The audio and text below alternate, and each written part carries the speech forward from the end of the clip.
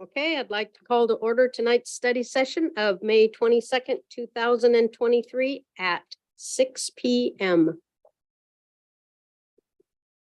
And all are in attendance except for Councilmember Newman, I believe. And Cole. Oh, and Councilmember Cole. And Earl Stewart. Earl called in and he will not be here tonight, so he is excused. All right. So let me see. Do I have a motion to excuse Earl? Yes, I'll move that we excuse Earl Stewart from tonight's meeting. Thank you. Do I have a second? I'll second it. Seconded by Councilmember Potato. All in favor? Aye. Aye. All in favor? Patrick, is he an aye? Are you an aye, Patrick, or did you say no? Okay. I said aye. Thank you. All right. And, all right, so we have been informed that Judge Swain will not be able to attend tonight's meeting, so we will be changing the agenda. Do I have a motion to remove item 2, the community court, on the agenda? Yes, I'll move we change the agenda to drop item 2 this evening. Thank you. Do I have a second? I'll second it. Seconded by Councilmember Potato. All in favor? Aye. Any opposed? All right, passes unanimous. All right. First item on our agenda tonight is Puyallup Sumner Chamber of Commerce update. I'll call on City Administrator Jason Wilson. Thank you, Mayor. Before I turn this over to the chamber, just want to let you know that Councilmember Newman just reached out to me and she's having some trouble getting online, so she may be joining us momentarily. And Mr. Stephens, Councilmember Cole isn't in the waiting room, is she? Okay, thank you. All All right. Giving them a few extra minutes just in case, so. All right, so I'll turn it over to Tara Doyle Enneking. She's the CEO and president of the Puyallup Sumner Chamber of Commerce. She'll be providing an update on what the chamber's been working on lately, including focusing on their city to city tour that they did last year and the upcoming one. So Tara, take it away. Yes, hello. So I am joined today by Krista Linden, president of Farm 12, Step by Step. We know Justin Jones with JMJ team and our Sumner icon, Old Cannery, Dave Ratcliffe. We were all attendees on the city to city trip. This presentation to you is predominantly an economic development presentation, and this would be a core fundamental initiative of our economic development committee this last year was to add this tour.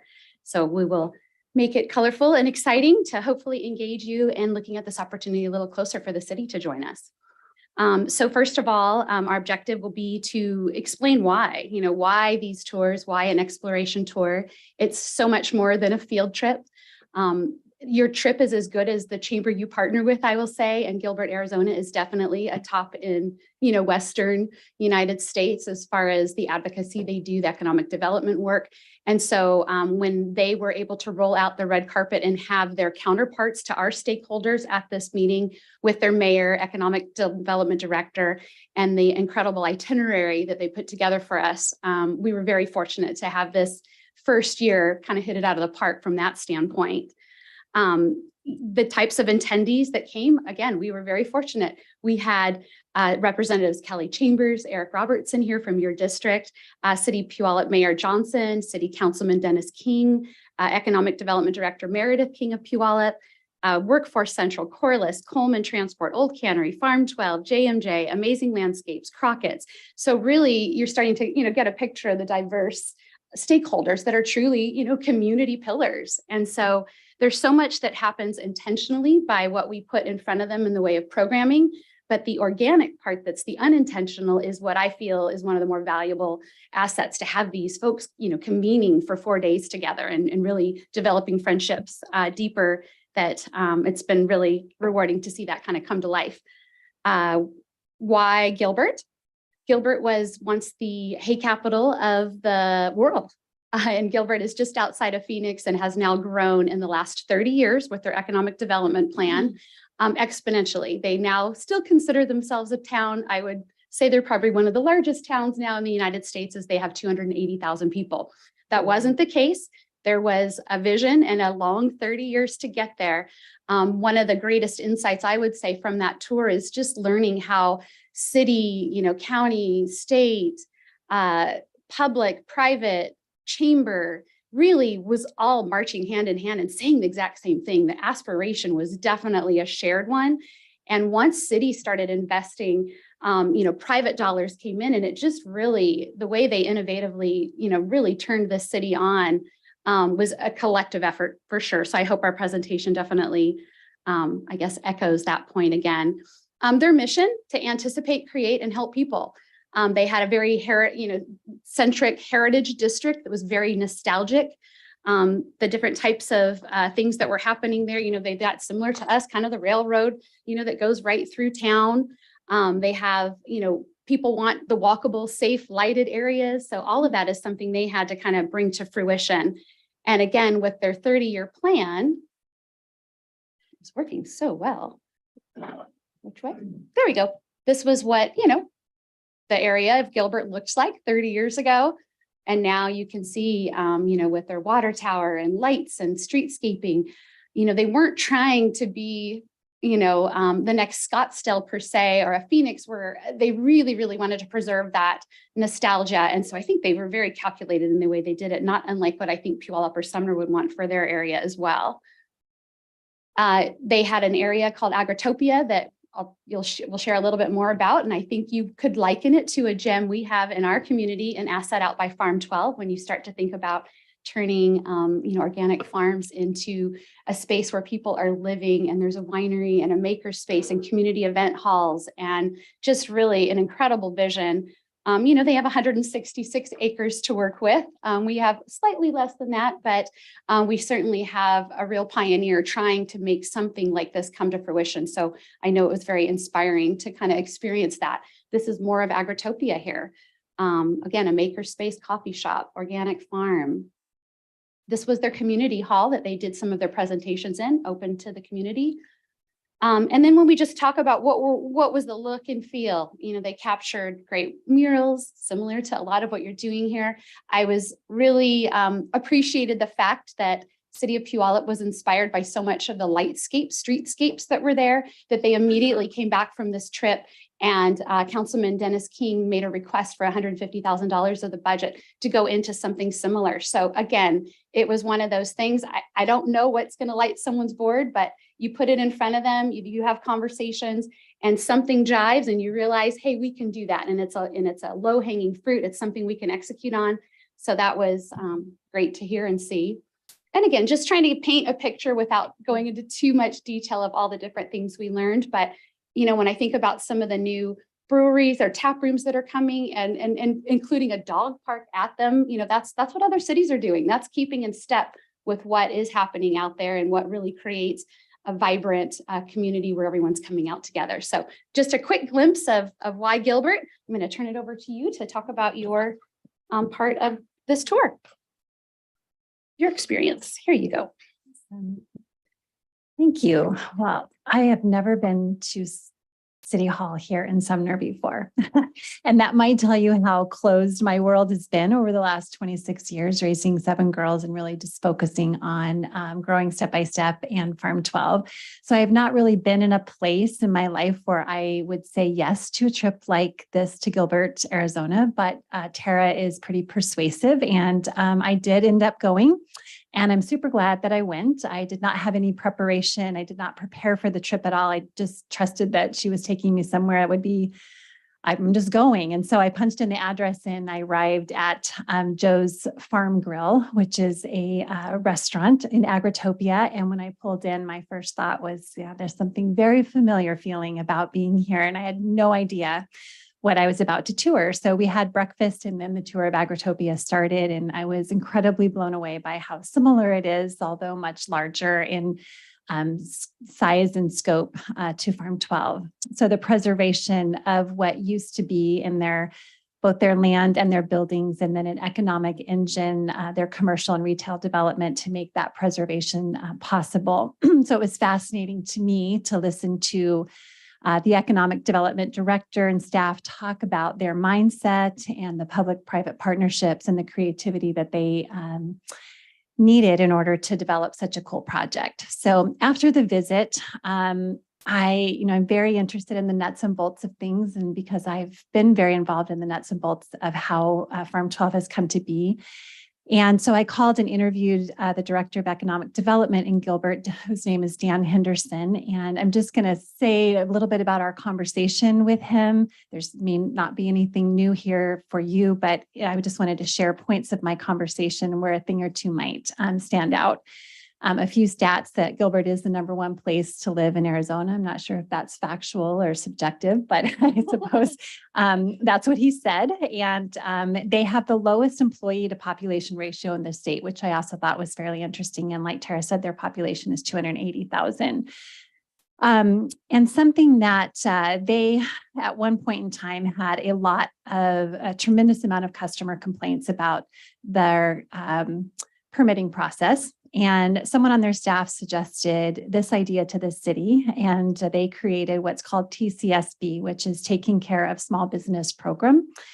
And some details of this program that he said, it's a single point of contact throughout the permitting process, involved at every stage of permitting, from signage to major construction projects. And he made sure to say that this, they have, I'm not sure if it's 3 or 4 of these, they are called project managers. But they must have an ability to provide excellent customer service with no other real qualifications needed. They're not $150,000 position, he said.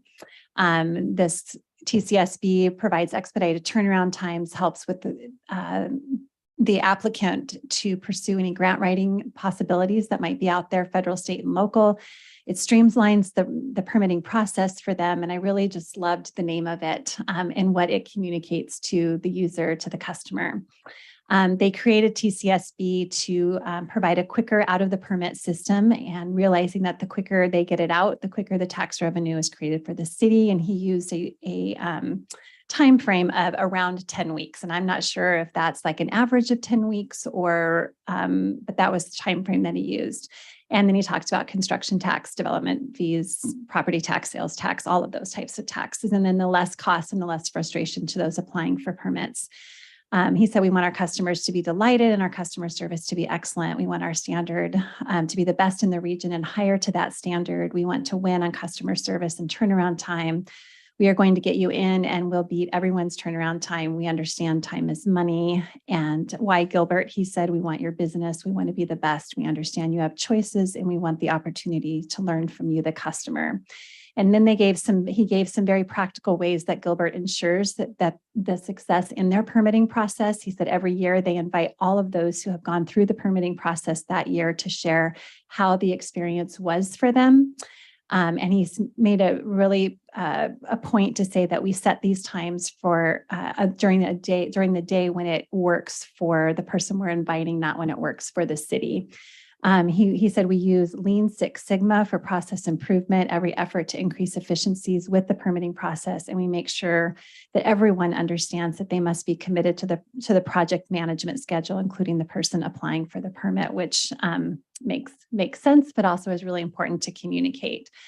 We are always evaluating, always setting benchmarks, doing annual reviews based on how we reached the benchmarks. And he said before we took this approach, there was more accountability in ordering a pizza than in working with our permitting system.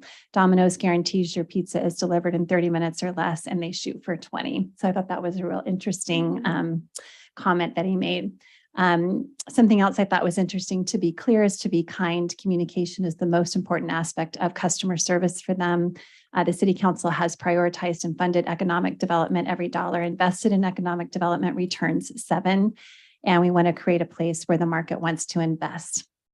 And regarding Agritopia specifically, I asked him, Joe Johnston, who is the farmer who owns the land, wanted to live work in every square inch of the property. And so Dan said we changed the land use designation. Otherwise, everything he wanted to do was allowable. And I'll just close in saying that Farm 12 was made possible. It even exists because of a development agreement that we were able to have with the city. And we are grateful to have our own little Agritopia here in the Puyallup-Sumner area. So that's my conclusion. Thank you.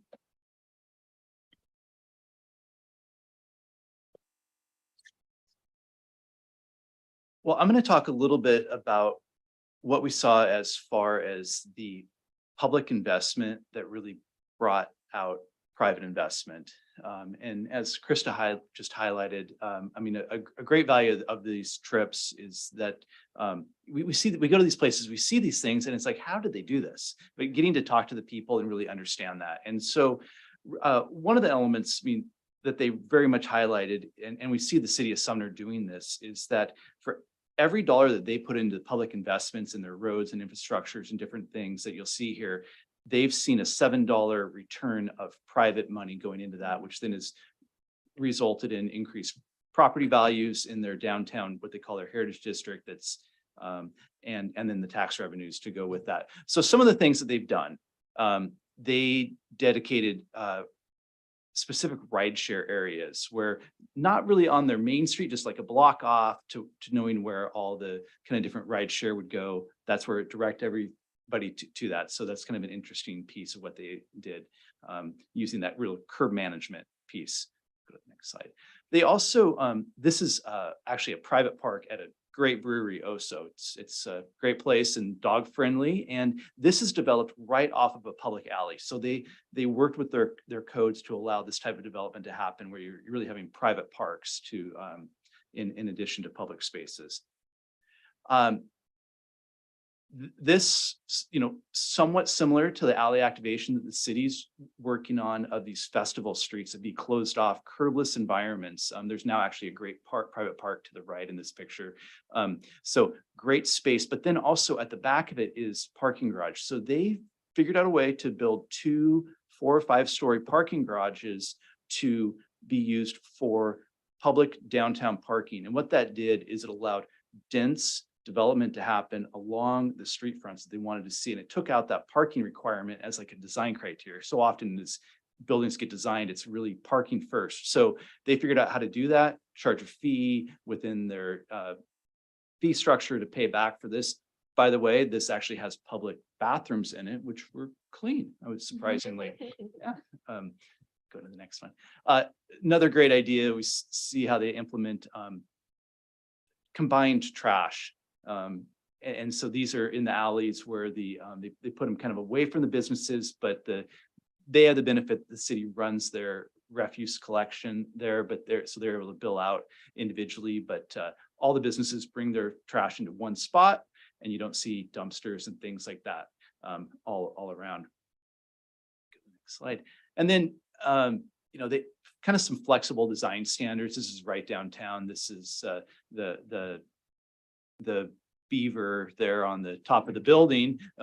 Same person that developed out Agritopia did this, and they had it all cordoned off, and then they unveiled it. So, but the standards allowed it, and this is kind of a neat little walk-up burritos and soft serve ice cream, right? So flexible design standards that allowed kind of for a unique storefront piece. Then the last slide, the next one. So they also did really a public catalyst development. So this was the first thing in their heritage district. They developed out this 4-story building that they purchased the property with community block grant funds years ago. And they developed out this university building, which now they lease out to Park University and University of Arizona. So hasn't really been in competition. It really was a catalyst project that's bringing people downtown during the day. So really some great examples of what we were able to see other cities develop and really get to hear from the developers and the city staff there and build some relationships. We've been able to ping them on different things as we work in these different cities. I'm gonna turn it over to Dave. I'm short. Well, that too. The trip was a great deal of fun. I think they've gone over a lot of the nuts and bolts of it. We're in the middle of as we all know, we're in the middle of a lot of this construction of a lot of the things that they have done and already implemented. And I see a future. The one thing I'd like to do is just if we had some of the city staff and council people join us. It was it's the camaraderie of getting together and being somewhere, you know, sharing and seeing things and talking about them, being there for a few days. I just would like to see, I think it would be a good value. It's expensive, I know. But I would love to see some of his staff and council come. I think it would be valuable. It was something that I didn't really see how I fit into the deal, but I got a lot of value out of it. So I'd love to see somebody come with us in October. I think it would be a good value spent. It was That's the about- beaver, wasn't it? It was. It has to be a moose. Yes, yes. Can't be a as long as you beaver. get Caboose on there. So I will conclude us before we open up to any discussion or questions, but, kind of the next, part, to tee up is where next. I started this presentation indicating how important it is to partner with a chamber that is very well connected and obviously has a success record in economic vitality. And so for this year, we have partnered with the Boise Metro Chamber. And there's a number of reasons we've chosen them. One, I love the fact that their very active chamber also houses their tourism arm. So that's the Visit Boise that you see, the Visit and Play. And then they're also the Boise Valley Economic Partnership. So we're not going to have to coordinate meetings with outside agencies. Tourism, economic development is all within this chamber, which is pretty incredible. And although Boise is going to have plenty of insight to glean, I'm really excited that we're going to also be visiting Caldwell and Meridian, which is a little bit more of our agricultural, kind of more your Main Street type of communities. So it's really going to be a jam-packed October 1st through the 4th. So 3.5 days of jam-packed itinerary. I'll highlight a little bit of it. At each of the stops along the way, we will make sure we have industry panel speakers. So part of the reason we're reaching out to you now and other stakeholders is at this point we have room to massage the itinerary, if you will. So what is it that you want to hear most from? And so things that we've spoke to their CEO about are, their growth planning. They grew very quickly and now they're having to kind of face the consequences of that. And that's in the way of infrastructure and transportation in unique ways. They have to move bodies around. Mental health care. They've done some pretty great work with partnering with nonprofits. Emerging sectors, public safety, housing their homeless families, leveraging community resources and innovative solutions for affordable housing would all be panel potentials. I'm really excited fortuitously that you have Gretchen Casarati, who is leading the effort as the executive director of the Pierce County Library System, who happens to be the person of the last 10 years that was in Meridian and Caldwell developing their libraries. So bonus, she, as we know, there's a great vision for what that library could be here. And so it sounds to me like she's been there, done that, and would love and welcome, you all going back and seeing the work she did and in learning more from that, more in a hands-on way. We'll be staying, some of the feedback, we took lots of surveys and one of the feedback had nothing to do with us. There aren't a lot of hotels in Gilbert. And so we did elevate the accommodations this year. Overall, I'd say elevated a lot of some of those experiences, but also reduced the costs. And then we also are trying to be mindful of public partners and budgets that are already approved last year. And how do we squeeze this in? So we have tried to put a package together that would hopefully entice you to see the value of joining us at a lesser cost. So the Grove is where we will be staying. And I'm really excited because we'll be in downtown walking distance. There's Riverwalk properties. There is something called a social enterprise called Jump. That's Jack's Urban Meeting Space. It's a phenomenal community event center. So we'll be having a breakfast and having presentations there. We'll also venture to the Warehouse Food Hall, which is a lot of food pods, live music on a stage on the weekends. And they've just really done a great job to kind of help the food truck industry that emerged during COVID land them in more regular spots. So I know a lot of cities are playing with those food hall ideas, and this would be a great opportunity to see a first-class culinary entertainment hub. And then I mentioned we've reduced the costs. I think the last thing I would say, we walked away with some assets, not just from our experiences that we're happy to share with you, but truly, 67-page, 30-year plans that had 4 iterations that I have the permission to share with you. Something that wasn't mentioned, they have no B&O tax. They have, 3.5% less sales tax. And no impact fees, and yet they still can entice businesses to come. And so we're all scratching our head on that one. And there are numbers and a budget that can probably shed some light on how they're doing that. Again, that public-private investment is probably pretty key to that. But I guess all that to say, when Krista reached out to Dan, the Economic Development Director there in Gilbert, he was more than happy to make time for her. And he has extended that same courtesy to anybody on your team or with you if there are questions on how did you lower that barrier? That I don't get it. And so I can also forward to City Manager Jason Wilson the plans, the 2 copies of the plans I have, the slide deck, anything you'd like, and make ourselves available if you want any more information. I hope you will consider joining us in Boise in October. We'll make it worth your while. Do we have any questions for her or them? Dave, get some hard ones for Dave. Any questions? Well, I'll make a comment. Go ahead. I really appreciate your presentation and I thought that you did a good job of showing us all the different aspects of your trip. So thank you for taking the time to put together such a great insight into what you learned. Anybody else? Barbara? Go ahead. Well, I was born in Boise, so. If there's So- the midnight tour with Councilwoman Bedetta, we could do. So, but, you know, it's been many years since I've been there and I just know the last time I was there, that, you know, the city's totally different than what I knew 73 years or 72. probably. But, I mean, I'm intrigued and it's something I'm considering probably going on. So. Fantastic. All right, you're good. Anybody online? Carla, have anything? No, I just thank them for sharing the information. It's always great to hear the updates and being kept in the loop about what's going on. And thank you to Tara for and the board really for building up the chamber's involvement and presence, and especially through COVID, you know, in both Puyallup and Sumner. Thank you. Patrick, you good? Good. All right. Thank you very much. It was an honor to be able to present today. Thank you. Mayor, for the record, Councilmember Newman arrived at 6:08. Okay, And then I did hear from Councilmember Cole. She said that she got a hold of staff last week to inform them that she couldn't be here tonight. So it'd be Okay. appropriate for a motion to excuse her okay.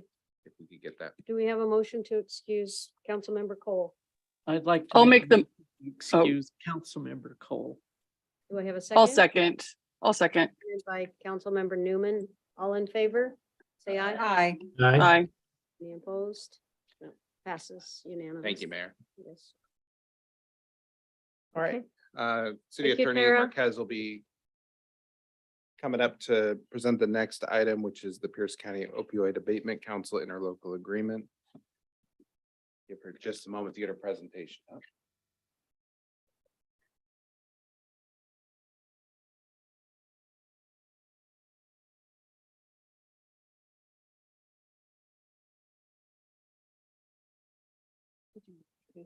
No, go ahead. Okay.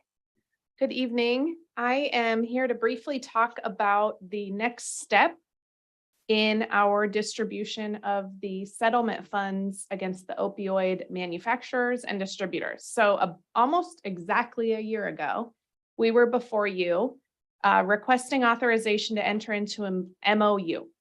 And what the MOU did was allowed us to join all of the other cities in the state in the class action settlement against the Big Five and all of the distributors. So we are now fast forwarding that MOU that we entered into a year ago required the establishment of the Pierce County Opioid Abatement Council. For the rest of tonight, I'm going to call it the OAC so that I don't spit over my words all night. But the OAC is a requirement of the contract we entered into a year ago, and it is required in order for the county to receive its portion of the settlement funds. What is the purpose of the council? So, like I said, it's a requirement. It is not a separate legal entity. It is literally one member of every member city in the city of, or in the county of Pierce. And it serves as a check and balance. It oversees the distribution of the funds. It oversees the use of the funds. And if there is ever an audit, the county OAC will handle that for all of the membership cities. The cities have the opportunity to opt out, to essentially pool the money with the county and opt out of the OAC. I don't recommend that. I don't see any other city in Pierce County taking that option, but it is an option under the MOU. And the Pierce County Auditor's Office is actually going to hire a full-time administrator to serve as the administrator of the OAC. So the membership of the OAC, like I said, is one member from each city in Pierce County. That member can be either a council member or a staff member. The term is 3 years. Also recommend appointing an alternate for obvious reasons. It can come in handy. The terms are staggered, and the members will each appoint one chairperson that will serve for a 1-year term. The first meeting, so there's annual meetings. It's no less than 1 meeting per year. It may be more, but it's no less than 1 meeting per year. And the first meeting will occur within 120 days of adoption of the interlocal agreement that we are discussing tonight. I talked already a little bit about the purpose of the OAC, but again, it's really a check and balance. It's to make sure that the $288 million that's coming into Pierce County is appropriately spent in accordance with the terms of the settlement agreement that our AG negotiated against the opioid companies. So what is the duty of the city? The city has to, after we appoint our member, adopt procedures for, well, we can either decide to pool our money with the county, which it sounds like a lot of the small cities are opting to do, or we can adopt our own methodology for taking in community-based input proposals. It's an RFP process. We approve, we deny, we modify those proposals, and we decide how best to spend our money. As a reminder, the city of Sumner is entitled to $219,000, almost $220,000 distributed over the next 17 years. So it really results in about an average of 11.5 a year. We have to maintain our own public records as well. So like I said, the auditor's office will perform most of the administrative functions. They'll be scheduling the meetings, they'll circulate agendas, they'll make sure that the meetings run appropriately, they'll prepare reports for the auditor. There's a plethora of disclosure and reporting obligations that are outlined in the ILA. 10% of the total settlement funds that are coming to Pierce County, 10% of the 288 million, will be allocated towards those administrative expenses. It cannot exceed 10%. Like I mentioned public records really briefly, but this is always the biggest struggle with interlocal agreements, because when you join forces with a variety of other public entities, it's often a lot of finger pointing when it comes to who's going to respond to public records requests. Whose records are they actually when we're working collectively to create them and house them? So the interlocal agreement outlines that by and large, the OAC administrator will be responsible for responding to public records requests and maintaining the records of the council. However, the city of Sumner will have our own proposal process. We may have our own records and documentation related to expenditures in our city that will be our own public records. And so we'll have to really join forces to respond to records requests. The most important thing for the attorneys is to make sure the indemnification language is airtight. Like I said, this is not a separate legal entity. We are operating as a collective unit of individual cities and Pierce County. So it's important that nobody is being left out to dry or hung out to dry. So the indemnification provision was probably the most negotiated provision in the whole agreement.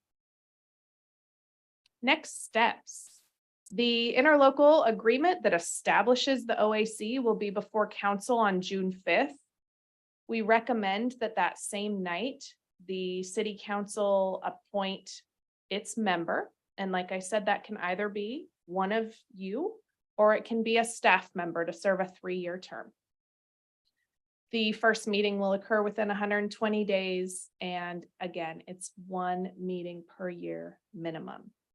We will also be asking you to appoint an alternate on the same night.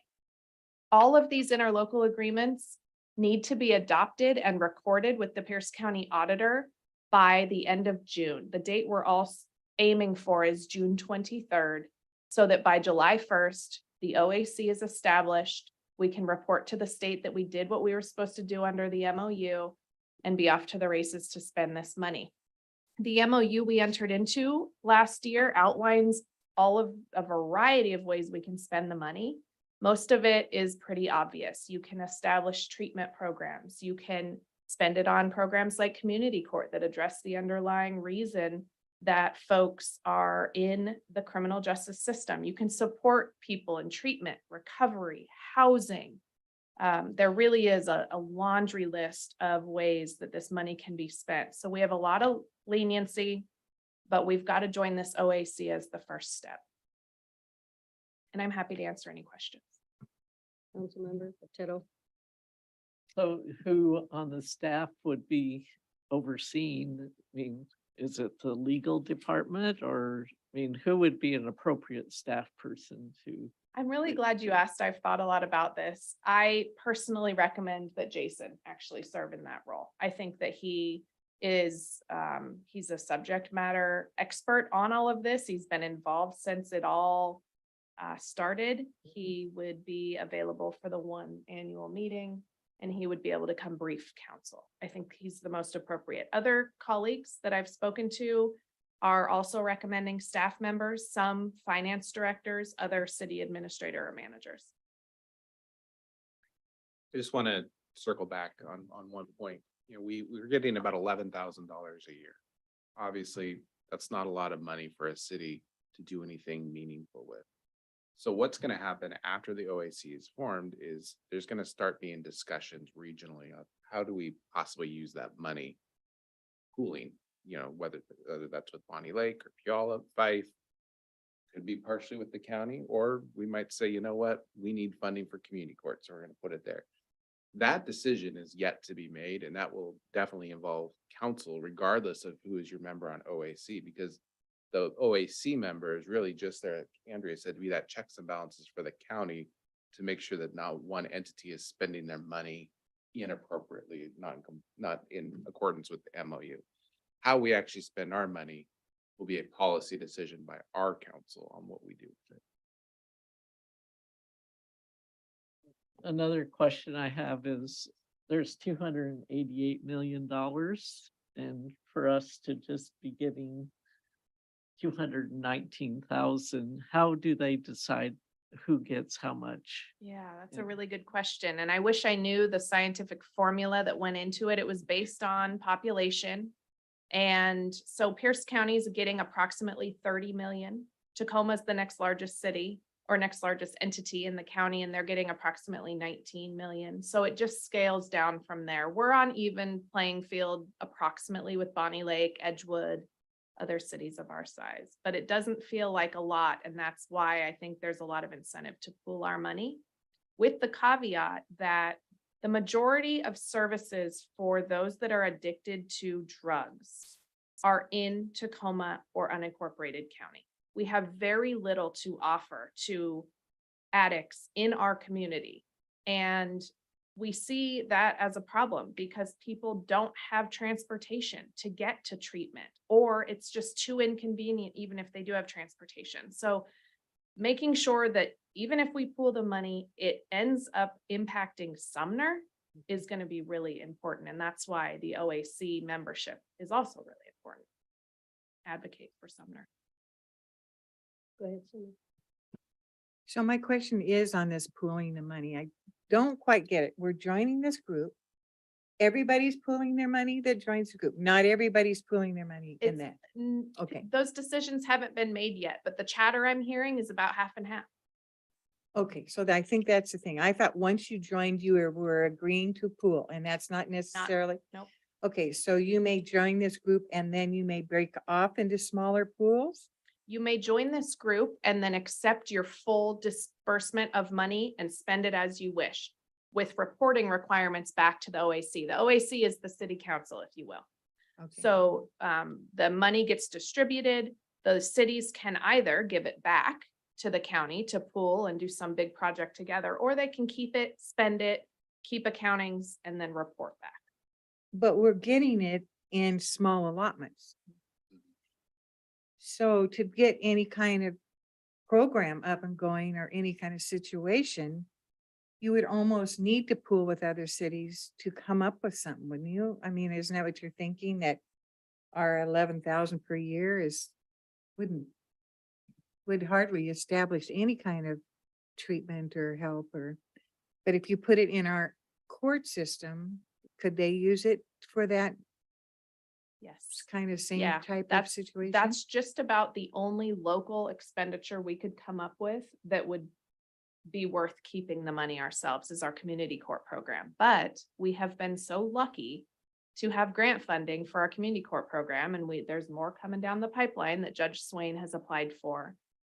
I think it's better used pooling it, making sure that we're really establishing a program that's going to function long-term beyond the 17 years that this funding before this funding runs out. So, but you won't know what the options are until you pool and get with the people who talk about all the different options? And you bring your own ideas to the group too? No, I think Okay. that's where it took us a little while to wrap our heads around this. Yeah. The OAC has nothing to do with how the money is spent. Okay, They really serve as an administrative board that makes sure that any expenditures that the cities do meets the intention of the MOU itself. okay, So the OAC will not be allocating funds. They will not be running those. They are just receiving the reports from those that are spending the money. What's going to happen after the OAC is formed is then regional discussions will start happening separate from the OAC on what to do with the money. as our representative, then you would go to those separate discussions Right, also? but I would, or Andrea would. Or anyone could go Yeah, after that? It's very confusing because yes, if you choose, I would be the person on the OAC, but the OAC wouldn't approve those allocations. It would still be done at the local level. So for example, if we partnered with Puyallup and Bonnie Lake to do something, it would be a separate interlocal agreement that formed to pool those monies and to do something with them. And that would be what you'd vote on at that point. Any of that action that is done with those funds then would be reported to the OAC annually to make sure that it complies with the MOU, and then it is also reported on a public dashboard. So they're almost an oversight committee in a way? An auditor almost. Okay, Mhm. It's kind of a weird arrangement. It's not typical for our governments to be doing it this way, but This- this is how it. I understand this was a demand by the distributors to make sure that they weren't just pouring money into reckless spending. Councilmember Newman. Thank you. I'm wondering, what's the time frame for when councils would have to start considering how the funds are used? Like, and how much time do they have to work with other jurisdictions to decide on pooling? Well, the money, that's a really good question. I'm not going to have really concrete answers for you, but the chatter among my colleagues who have been on all these meetings to negotiate this ILA is immediately. That after the OAC is established, the money is already coming in, right? The payment years, we got a distribution in 2022. We're due for another here in 23 and every year up until 2038. So that money is due to be spent. So the ideas can start flowing immediately. Okay, and is this a one-time allotment or is this over the course of years? It's over the course of 17 years. So about $11,000 a year for Okay. the next 17 years. And can we make different choices each year? Yeah. Okay, There- and are we allowed to allows some of it to collect or get, like, do we also have to use it year to year, or can we wait like 3 years so it's $33,000? Yeah, there's no timeline on the spending. Okay, thank you. So we have options in front of us. Yes, indeed. A lot of flexibility. The MOU, the One Washington MOU, it's called. It's the agreement we entered last year. Exhibit A is 10+ pages long, and it just lists every qualified expenditure that we can use this money on. And it really covers just about anything you can imagine that ties back to drugs. Could you send that to us, please? You bet. Thank And you. we're I'll not, email we're it. not picking or doing anything tonight. We're just. It's No, This was right, just yeah. informational. It'll be back before you on June 5th. all right. So that'll, like, but sending the list will help us think through some options. Yeah, I'll email that out tonight. And so Thank just to you. clarify, on June 5th, you'll have 3 action items before you. The first one will be to consider the interlocal agreement that creates the OAC. Provided you pass that, then you'll be asked to appoint a primary member and an alternate member for the OAC. Those will be the 3 action items on June 5th. And the interlocal agreement is in tonight's packet if you're interested in seeing the draft. You have another one? Well, should we consider picking a, what was the second person? The An alternate. Yeah, should we discuss that now so we're prepared? Is there another staff member? If I was to recommend our staff member, it would be Andrea Marquez. And would you accept? Of course. She doesn't have anything else to do. Oh, I was just thinking we need to be prepared, I think. I don't want to come to the. That would be satisfactory with me. Yeah, the protocol on June 5th would be the same appointment, second and majority vote that you all are used to for committee votes. Okay. Councilmember Newman? You have a question? Sorry, that was old. I just needed to move it. And somehow can't. Okay. Her hand is stuck. Your hand's stuck. All right. Councilmember Potato. So how many cities are, like you said, Tacoma's getting 30 million and the county's getting 30 million, so how do you get up to 288 million? It's over the, 7. Yeah. it's, it seems, Yeah, Really the what total she wants to distribution is 208. I am allergic to numbers, okay. Admittedly, sorry, you're not. but Cassandra. no, it's okay. I should know the answer to that, and I'll make sure that I dive more into the details. Mhm. The presentation that we received from the Attorney General's office explained how the numbers all shake out. Okay, because Yeah, and there's a couple different settlements, so what Andrea just gave you might be the first round, but because there was a settlement with the manufacturers, then there's a settlement with the distributors, and then with the, Well, there's 2 so far. yeah, and then Yeah. there's a third On one. its way. So if you add them all up is where we're heading. okay, But we're not gonna get up to 90 million, right? No, we're not. no. Depends on how you add. Yeah. We can have it up. Well, and I know it's no longer on the agenda tonight because the state took action to adopt law addressing the Blake decision. So I will just briefly say that last week, this money couldn't be spent on criminal prosecutions and all the costs associated with drugs now being recriminalized. That's now another viable option for these funds, is to fund court systems at the muni level that are now taking the brunt of drug possession and use of drugs in public charges in the state. All right, Councilmember Reed. Thank you. I do have one question. Is the expectation that the OAC will also be tasked with the additional settlements and the same, just grow the pool larger? Yeah, so that's a really good question. The MOU that we entered into last year is going to scoop in any additional settlement funds that come down the pike. So the Attorney General's office is leading the charge on those lawsuits. And if additional settlements are reached, it's basically thrown in the same basket of funds at the same distribution on the same distribution scheme as the first two. That's good. So then there'll be some continuity between the different settlement funds that end up going into it. That's right. All right. Anybody else? All right. City Administrator report. Nothing tonight, Mayor. Any agenda setting, any council meeting issues or council committee meeting issues? The CD committee meeting of this week has been canceled. CD is canceled. Anything else?